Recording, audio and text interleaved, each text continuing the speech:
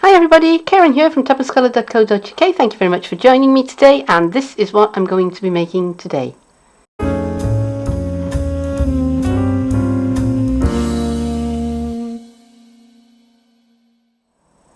So 5 years ago, in November 2014, I took the decision to join Stampin' Up as a demonstrator, and I'm now celebrating my 5th Stampiversary, so that's 5 years of being a Stampin' Up demo. And I wanted to revisit some of my favourite projects, my favourite videos that I've made in that 5 years. And this one has got to be my absolute favourite because I actually invented this box. It was by accident. I was following instructions to make something different, and as I was following the instructions, I thought, oh, if I do that slightly differently, that will be very pretty as well. And it has got to be, I think, the project of mine that has been copied and shared more than any other. And I can actually claim that it is original to me. So today, this is the version that I'm making. Stay with me, I'll show you what I did.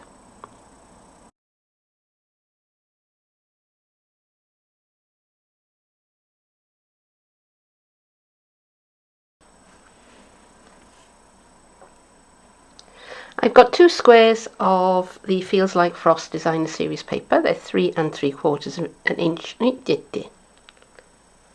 I've cut myself 2 3 3/4 inch squares of Feels Like Frost Designer Series paper. I've got the foil side up, not the side that's got the beautiful photograph on it.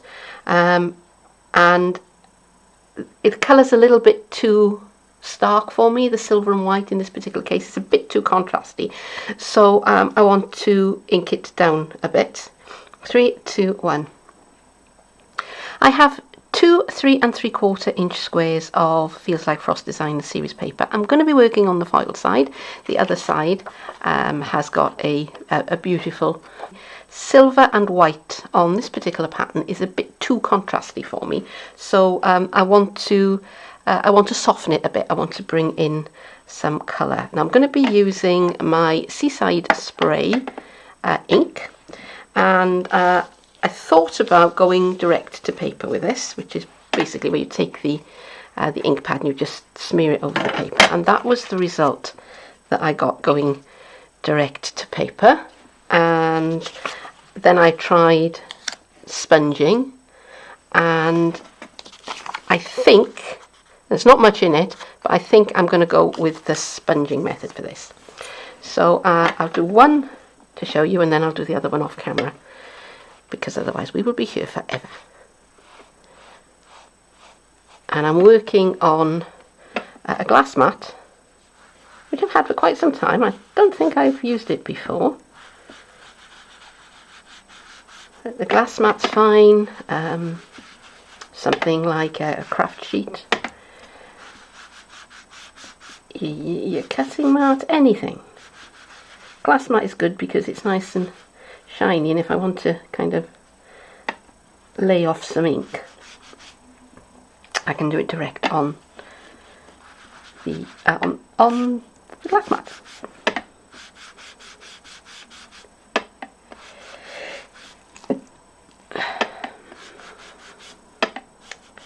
Had a bit of a sneeze there.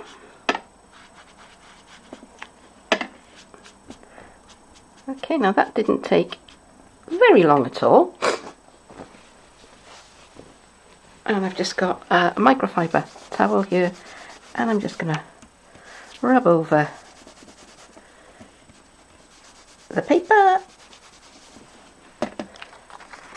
and that's what I'm left with. So I'm going to go ahead and I'm going to do the same thing to this piece, and then we can move on.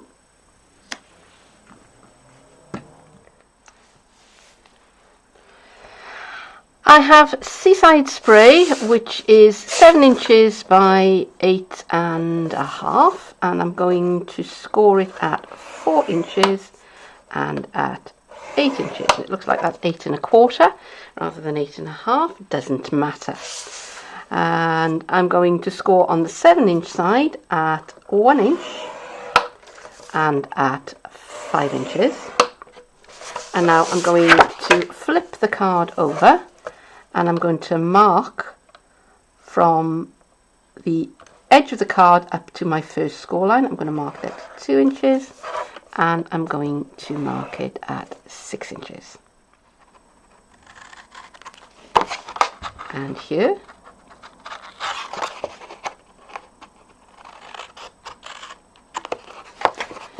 And I'm going to cut along that score line as far as the one coming the other way. I'll make a bit of a bodge of that, never mind. I'll tidy that up later.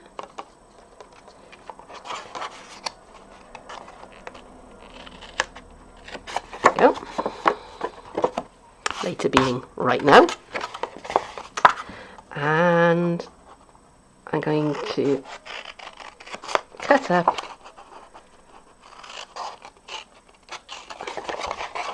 as far as the baseline. I've got a squishy mat, silicone mat underneath my card, and I'm going to put the point of my embossing tool at that. 3, 2, 1. Got my embossing tool, silicone mat and a ruler, and I'm going to start by putting the point of my embossing tool on that corner. And I'm going to line my ruler up with this point here, which is where the cut meets the fold, and I'm going to score. And then I'm going to do the same here, putting my stylus where my cut meets my score line, and the same thing here. And what I'm doing is I'm creating triangles.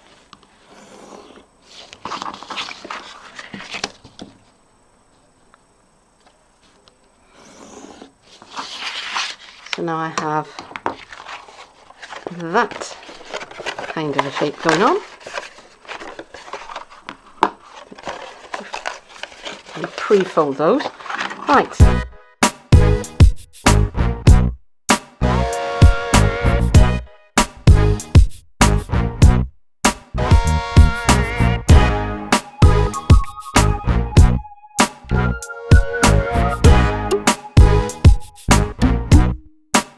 Next, I want to cut my square of paper so that it fits nicely onto the front of the box. And the way I'm going to do it is I'm going to find the halfway point by softly folding my paper in half, and I'm just going to put a pinch. Okay, I'm not cutting all the way up it.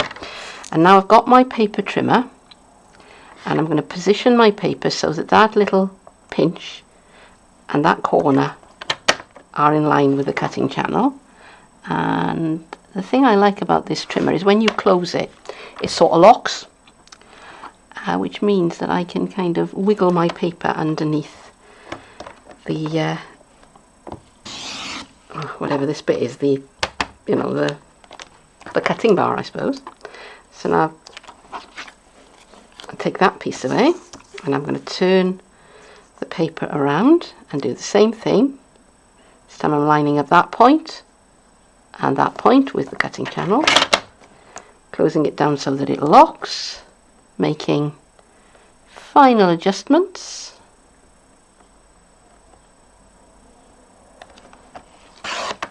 And cut.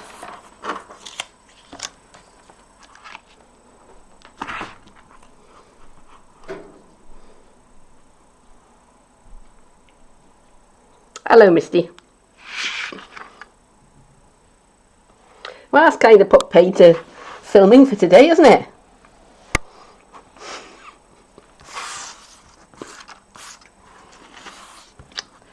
Yeah, so as you can see, Mysti is supervising the process. So I've gone ahead and I've applied the DSP to one half of my box, and I've also put my tear and tape in place. for a bit later on. So I think she's in for the day, so I'm just going to crack on and do the other half of this box. So all I'm doing is putting a little bit of my liquid adhesive onto the back of that largest triangle and lining it up and sticking it down with my liquid adhesive, and then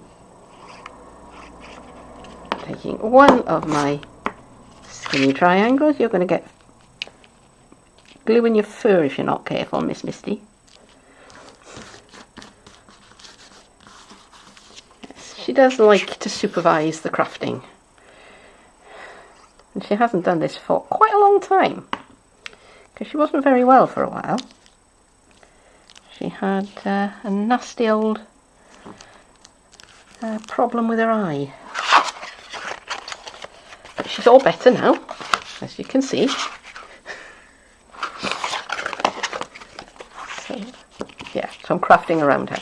Right, now this piece here, do you remember me showing you right at the start of the video the test pieces I did? I tested the one for sponging and the other one, which is this one here, which I did direct to paper. Well, I just cut to 3/4 of an inch strips, 3/4 of an inch by 3 3/4 of an inch out of my test piece. And now I am lining. Is that the right way round? I don't think it is. Let me turn that round. Yes, that's better, so that my stripes all line up, because they were cut from the same piece of paper that those were cut from. So happy accidents going on there. Excuse me, Mysti. I want my corner rounder. So I'm going to use the 1/2 inch side, so that's the larger corner, and I'm just going to chop those away. And I suppose I could have chopped the corners off of, that hasn't worked very well, has it? Let's tuck that underneath and try again. I suppose I could have rounded the corners off my DSP first if I thought of it, but I didn't. So so there you go, so sue me. Alright, so now I'm just going to put my box together and take the backing off my tear and tape and just close up my box. Now if I want to store it, I can leave it like that, but for demonstration purposes we're going to make the box up. So I'm going to put that piece, remove that away from your tail. Yeah, start again. Shall we do that again? Okay, so that piece and that piece and that piece go over.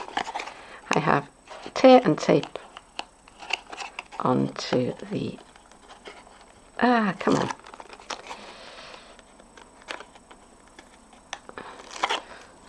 Yes, Mysti is acting as a craft area sweeper.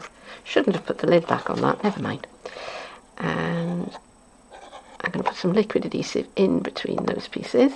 Oh, and I tell you what I should have done. I should have put a piece, some liquid. Brain is not working. I should have put some liquid adhesive on that square. Thank you. So I'm being completely distracted by this glamorous creature here.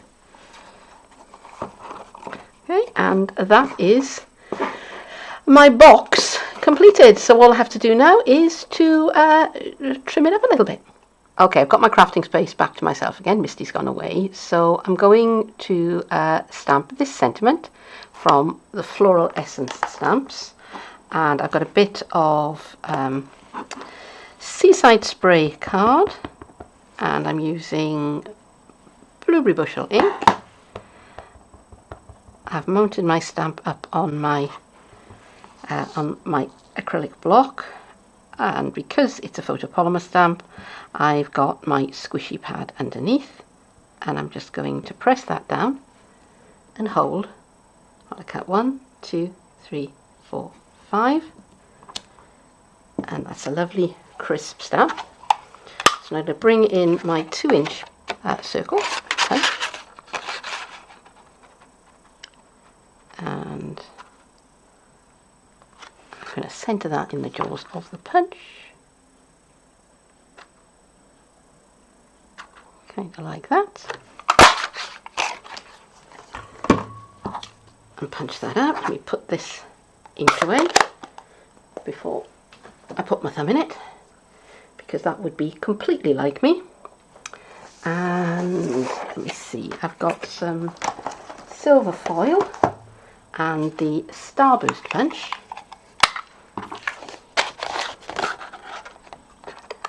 And that is very reflective.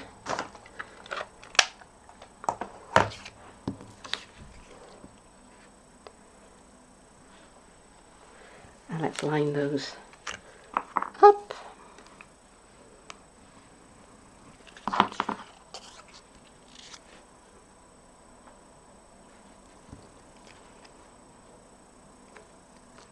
Okay.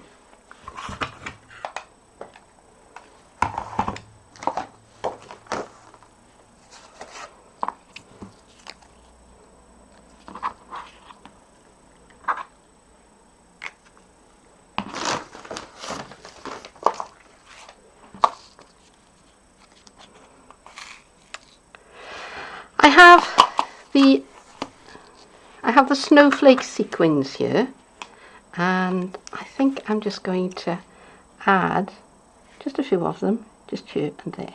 So I'm going to put my spot. See, let's get things ready before we start, shall we? That would be good. Yeah.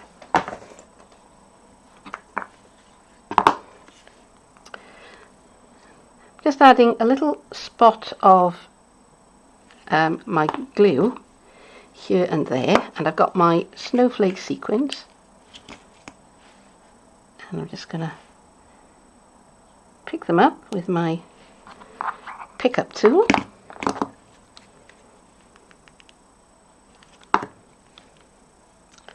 And that was a snowflake. Let's have a star this time, shall we? That's a lot of stars there. Let's try that one. Okay. And one more, I think.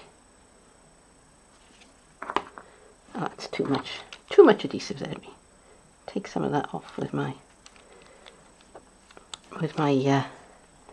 stylus here. Okay, so what should we have here? Should we have another snowflake, or should we have a star? Or should we have a silver sequin? It's quite pretty. I have a piece of the metallic, 3, 2, 1. I've got a piece of the Seaside Spray metallic ribbon, and it's big enough to go all the way around the top of the box and have a little bit left over. I'm going to stick that down with some glue dots.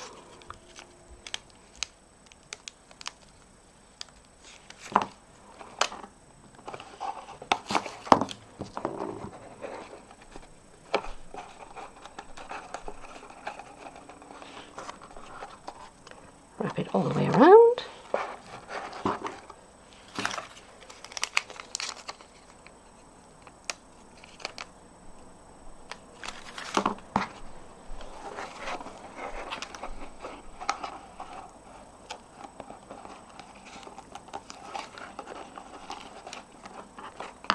And there's a bit of an overlap there. Where are my snips? Here they are. Here they are. I'm just going to snip away that extra ribbon.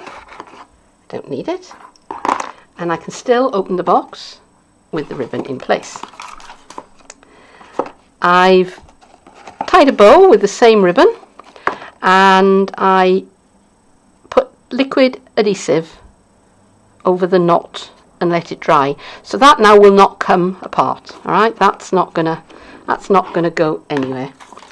And since I have the glue dots convenient here, I'll pop that over the join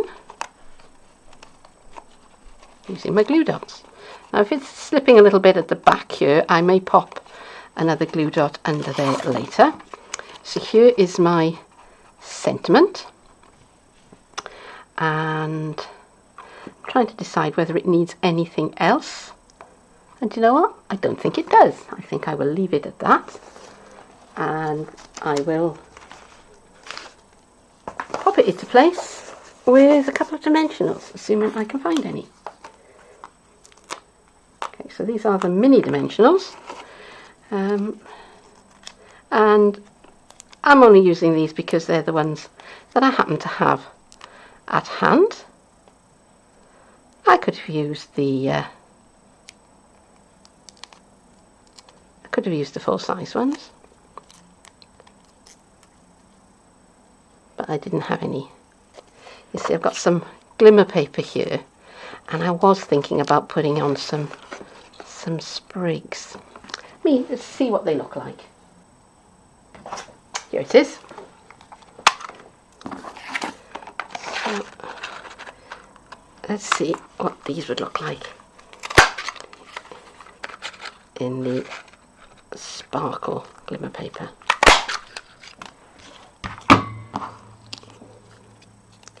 And I put that down on my silicone mat. And you know what? I think I do like them. I think I do.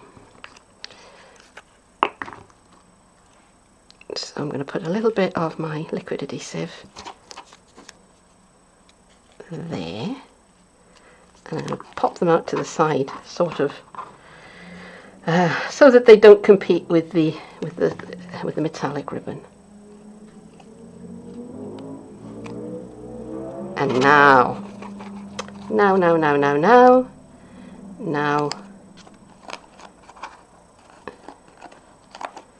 we can put them into place.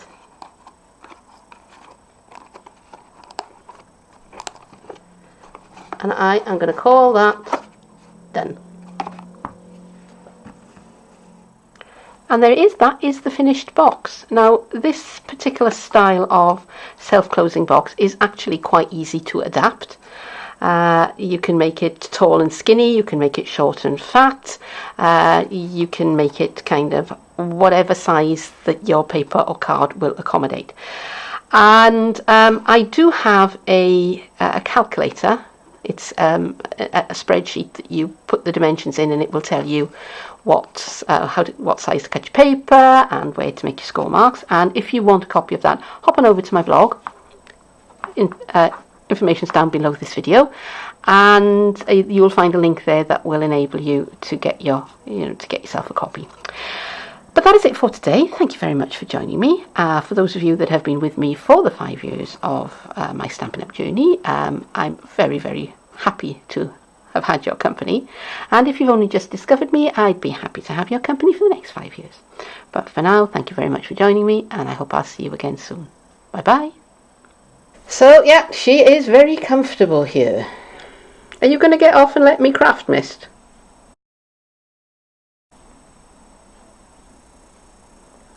So, are you going to get off the crafting table and let me work, Mist? Didn't think so.